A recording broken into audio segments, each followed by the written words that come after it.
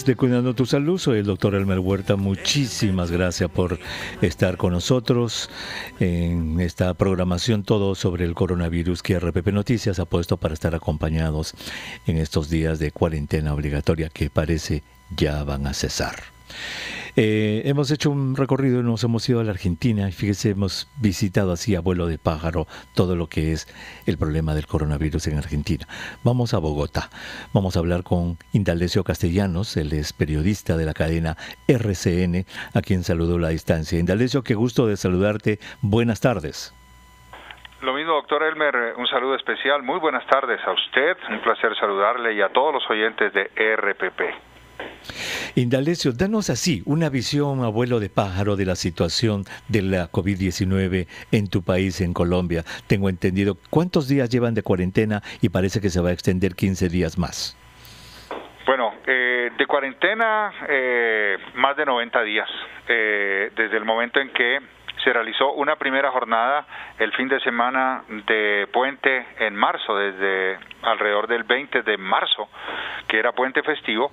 Los primeros días, viernes, sábado, domingo y lunes, fueron, digamos, de aprendizaje, una cuarentena para empezar, digamos, a conocer el comportamiento de la gente, una prueba para saber cómo reaccionar frente al tema. De manera obligatoria, a partir de ese puente de marzo, después de ese puente de marzo, empezamos ya con una cuarentena que ya se ha extendido, obviamente, por varios periodos, teniendo en cuenta el incremento de las cifras y la preocupación por ese tipo de circunstancias que se han dado. Desde el 24 de marzo ya de manera obligatoria se ha implementado la cuarentena en el país. Y ahora, a partir del anuncio que ayer por la tarde hizo el presidente, esta cuarentena que se ha llamado aislamiento obligatorio y que en algún momento el presidente Duque llamó como un aislamiento inteligente, se extenderá hasta el 15 de julio. Por 2 semanas más. En consecuencia, se ha extendido esta cuarentena, este aislamiento obligatorio para frenar y controlar la propagación de COVID-19 en el país. En el país, Indalecio, ¿la enfermedad está igualmente distribuida en las regiones? ¿Cómo está? Porque acabamos de hablar, por ejemplo, con Argentina. Ellos nos dicen que casi el 90% de los casos están en la región de Buenos Aires y el resto tiene 10-15% de casos. ¿Cómo es en tu país? Bueno, en Colombia se ha focalizado en distintas regiones, doctor Huerta. Obviamente, la mayor preocupación en este instante es lo que está pasando en Bogotá. Bogotá es el foco de la enfermedad. Es la ciudad en donde más casos se han registrado.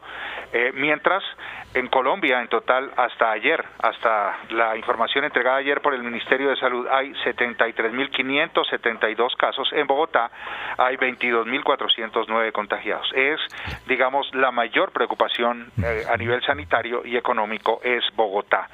La segunda ciudad en este momento en donde hay una gran preocupación, la segunda zona es el Atlántico, en la costa Caribe, que tiene 16.871 casos confirmados, y al occidente, en la ciudad de Cali, el Valle del Cauca, con 7.914 casos. Y otra zona afectada casi que desde el principio, que fue de las primeras que registró casos de coronavirus, es Cartagena, por su condición turística, por la presencia durante final y principio de años de gente proveniente de todos los lugares del mundo, se ha concentrado como una de las zonas más preocupantes. Y hay, obviamente, también una gran preocupación en la zona fronteriza con Perú, en el Amazonas, en donde la ciudad de Leticia registra una buena parte de casos, más de 2.200 casos en esa zona que comparte con Brasil y con Perú.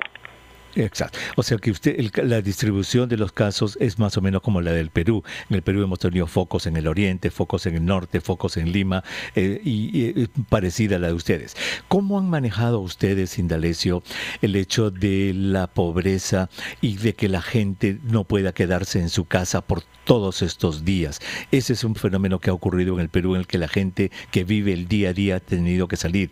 Tengo referencias que ustedes también tienen ese problema. ¿Cómo lo han manejado? Ese ese es tal vez el problema mucho más grave. En algún momento el alcalde de una población cercana a Bogotá, que se llama Soacha, que linda con la capital colombiana y que comparte incluso el transporte público, mucha gente de Soacha viene a Bogotá a trabajar y regresa en las noches, decía que se iba a morir más gente de hambre que de coronavirus, porque obviamente es gente que adelanta trabajos informales y que vive el día a día. En esta zona de Soacha y en muchas localidades del sur de Bogotá se hizo casi que simbólico la aparición de banderas rojas, que era señal de que había hambre y de que la gente estaba buscando ayudas. Y dolorosamente esa gente, una vez empezó a alivianarse, digamos, la perspectiva de salir a la calle, porque el gobierno dio algunas excepciones. Hay una cuarentena, pero hay con 43 excepciones, y entonces muchos piensan que es demasiadas excepciones, que es muy grande el espectro de gente que puede salir a la calle, y al amparo de esas excepciones, los primeros que salieron fueron los vendedores ambulantes.